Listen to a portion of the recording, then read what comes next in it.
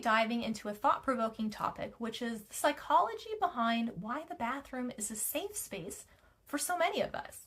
So while talking with my friends and some clients recently, I've noticed that this particular room is a haven for people who are experiencing emotional discomfort or dysregulation.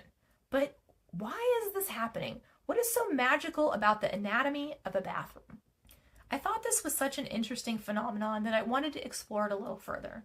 So whether you're attempting to find some refuge in public or are just kind of retreating from some stuff at home, there's definitely more to this behavior than meets the eye. So there are 10 different reasons we're going to talk about today why we run to the bathroom in times of distress.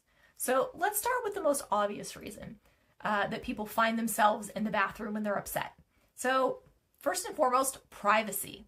In a busy world that doesn't slow down for you if you're having a moment, finding a private spot to just process your feelings can be a really big challenge. So that's where the bathroom comes in. You know, it offers us kind of the isolated space that we need while, kind of protecting us from the invasive and prying eyes and ears of other people who really just want to be nosy in situations where there's no need for that. The best part about bathrooms is that they're everywhere. So even if you're out in public, you really don't have to look far to find a little relief for yourself, which is actually really nice. The second thing that we want to talk about, second point, is that sometimes we just need solitude, right? We just need a moment to ourselves, and the bathroom for some reason seems like the most logical option. And trust me, no one's going to try to follow you in there. Well, maybe your kids might try to follow you in there, but they're about 90% of the reason you're probably hiding out there in the first place. But for the most part, the bathroom provides us with a sense of solitude and a brief escape from the demands and expectations that the outside world has for us. It's not a place people gather, and heading into one is something that is widely accepted as a solitary activity, so it's very easy to do. The third point that we want to talk about is limited visibility. And sometimes we just need to be alone or to just get out of our current environment. And this can relate to any kind of social situations, gathering, community spaces, whatever. Heading to the bathroom is kind of more of a subtle exit strategy that most people aren't going to question. And it's also a place where we can kind of temporarily step away from all of these interactions with people that sometimes can be overwhelming and really try our sanity. It's a space where we really don't have to deal with all this external noise that we constantly deal with in the world. And this move can really be essential for anyone who's experiencing intense emotions like anxiety, overstimulation, a panic attack, or just any sort of general feelings of overwhelm. During these moments, we need to just freak out with a little privacy, and the bathroom is a place that can give that to us. The other reason we might find ourselves in the bathroom is because it's a routine behavior. So when our behaviors become routines, seeking the bathroom during an emotional moment makes a lot of sense, right? It's a learned response. And then after a while, it just becomes this familiar retreat or your go-to place to find some comfort. So if this pattern looks familiar or sounds familiar to you, a good thing to do is to look back into your childhood or into your younger years to determine if this was something you used to do and why you used to do it. You can even take this assessment one step further and try to figure out what you needed and what you weren't getting and how the bathroom actually provided that for you. Sometimes examining your learned behaviors can actually help you correct them, as well as help you find new and healthier ways to really express yourself or to get your needs met or to get the support that you're really needing that's not available to you. So the next point that we want to talk about is physical comfort. Because lots of cool things happen in the bathroom. And that's because they're equipped with several elements of comfort like showers and baths. And if you're really lucky, you might even have yourself a heated toilet seat, right? Or maybe a special primping area that you use. And all of these activities can really contribute to a person's emotional well-being. A bathroom offers people a place where we can experience peaceful moments of relaxation that are very soothing and that also rejuvenate our spirit. So they have the added benefit of making us feel more energized and ready to tackle whatever comes next in our day, which is why bathrooms are a place that we gravitate towards. The next reason why people like bathrooms is they have a lot of control over their environment. So in the bathroom, no one's going to start coming in and adjusting or regulating what you're doing there. Each experience in the bathroom is whatever you need or want it to be. You have complete control over the temperature, the lights, even the sound.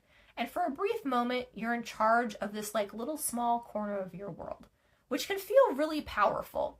And that's something people find extra helpful when their emotions are running high, because Lord knows we cannot control those, even though we wish that we could. Moving on, we're going to talk about another interesting thing. So distraction is another reason why we might find ourselves in the bathroom.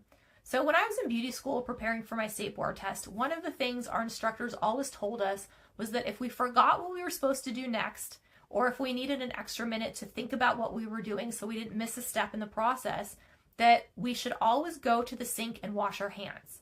Now, the reason behind this was it gave us time for a brief moment in a very stressful situation, and it just gave us time to kind of relax for a second and regroup. And it was actually something that I found to be very helpful. Now, this concept can also apply to routine activities that we do in the bathroom. So something as simple as washing your hands, looking in the mirror, things like that, they can provide sort of a brief distraction from distressing thoughts and feelings. And it can give us just that moment of disconnect we need to refocus. The next point we want to address is cathartic release. So raise your hand if you've ever cried in the shower. If your hand's not in the air right now, what are you even doing, right? I know that admitting that you cried in the shower can feel embarrassing, but it honestly happens more than people would like to admit. Now, many of us have taken advantage of the healing power of water from time to time, right? To just really release our emotions in a safe space where we won't be judged, we're not going to be made fun of for how we're feeling, and it also really helps that the sound of running water is usually loud enough to kind of mask any sounds we make while we're getting emotional in there. Now, crying in the shower definitely feels more private. There's literally a curtain in front of you, so even if someone accidentally walks in, they really have no idea what's going on in there. So we tend to feel safer feeling our feelings in this way. And tears are also our body's way of just regulating our nervous system. So between this happening and the warmth of the water on our skin and just the energetic properties of the water, we definitely feel like this cathartic release when we're done. So that's another reason people might be gravitating towards the shower as a space that feels very safe for them. Something else we want to talk about here is that it creates kind of like a symbolic separation, right? Physically moving away from something, even if it's just from the living room to the bathroom, can really create a mental and emotional separation for us. This space gives us a brief break from whatever is causing us, distress at the moment. And sometimes that little break is all it takes for you to really be able to mentally process whatever just happened, right? Especially with something bigger and traumatic. And that's really hard to do when you're like in the thick of things or in the middle of the situation. So don't be afraid to walk away from something in order to kind of diffuse it and give yourself more of a physical representation of the space that you need if you need it. The last thing that we really want to talk about today is social expectations. So we need to really consider that in some cultures, there are social norms around expressing strong emotions privately. Now, I come from a European background, and I can tell you this is very true for my family. So growing up, emotions were something you just kind of dealt with on your own time, and you didn't really express outwardly if you could help it. Now, for instances like these, the bathroom becomes the designated space in the home for navigating around these emotions. Is it the healthiest way to do things? Probably not.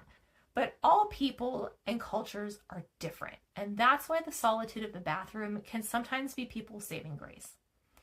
Now, as a final observation, I would like to point out that it's interesting that even though we spend most of our day outside of the bathroom, we sure do put a lot of time and effort into personalizing these spaces to make them warm and inviting, which is technically a lot of effort for a room we usually only use on about average of 30 minutes a day. On a subconscious level, I believe that a lot of us are doing this to give ourselves a nurturing place to go when we really need one. So there you have it, the psychology behind why the bathroom becomes a safe space for so many people. Now, if you found this video interesting, don't forget to give it a thumbs up. And if you've enjoyed it, you can subscribe to my channel for more like-minded content. Until next time, thank you guys so much for watching, and I hope that you have an absolutely beautiful day.